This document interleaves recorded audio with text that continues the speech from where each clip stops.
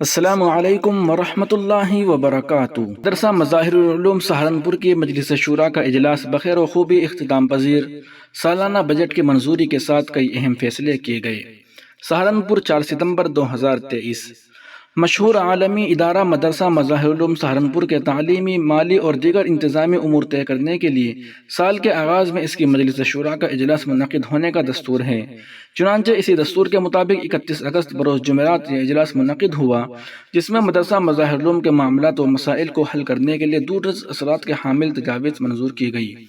سب سے پہلے سابقہ کارروائی کی خواندگی کے بعد پیش آمدہ مسائل پر غور و خوض کے بعد اس کی سبھی اراکین نے تائید کی۔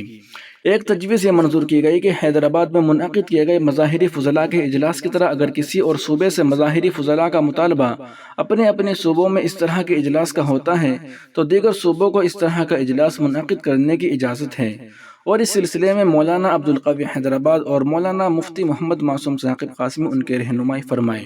سال سن 1445 ہجری کے لیے سالانہ بجٹ مجلس شورا میں پیش ہوا۔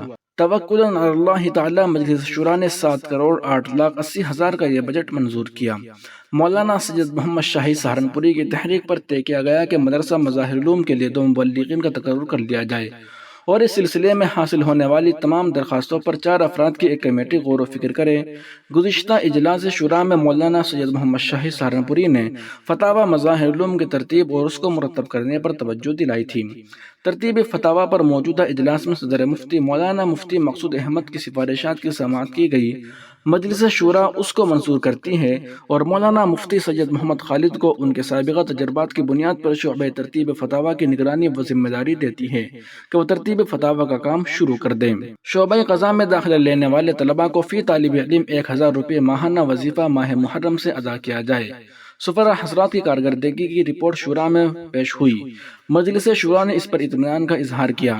تاریخ مظاہر العلوم جلد اول مصنفہ شیخ الحدیث مولانا محمد زکریا کاندھلوی رحمۃ اللہ علیہ اور جلد 2 مصنفہ مولانا سید محمد شاہی سہارنپوری نایاب ہو چکی ہے۔ اہل علم اور ہمدردان مدرسہ کو اس کی طلب رہتی ہے، اس لیے مجلس شورا دونوں جلدوں کی من جانب مدرسہ طباعت و اشاعت کی اجازت دیتی ہے۔ طلباء کو خوش خطی سکھانے کے لیے شورا اس بات کی اجازت دیتی ہے کہ کسی خوش خط کاتب کا تقرر کر لیا جائے۔ ڈیزل کے اسٹور کے لیے ایک محفوظ ٹنکی بنانے کی منظوری بھی دی گئی۔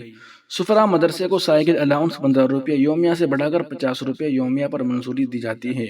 مکاتب دینیہ کی تفصیلی تعلیم و انتظامی رپورٹ ناظم مکاتب کی جانب سے پیش کی گئی۔ حضرات اراکین شورا نے اس پر اطمینان کا اظہار کیا اور مکاتب کے طلباء کے قرآنی و دینی مسابقے کی اختتامی اجلاس میں شرکت فرما کر طلباء کی حوصلہ افزائی فرمائی۔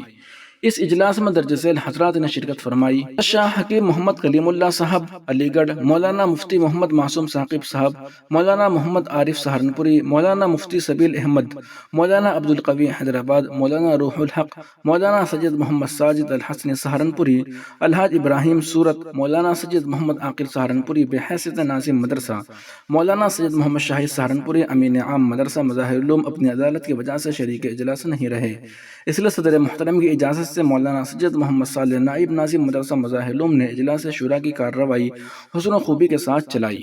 مزید تازہ ترین اپڈیٹ حاصل کرنے کے لیے ابھی یوٹیوب چینل محسن اسلام کو سبسکرائب کر لیجئے۔ بیل آئیکن پر کلک کرنے سے آپ کو تمام کی تمام ویڈیوز پر وقت مل جایا کرے گی۔ شکریہ، جزاکم اللہ خیرا۔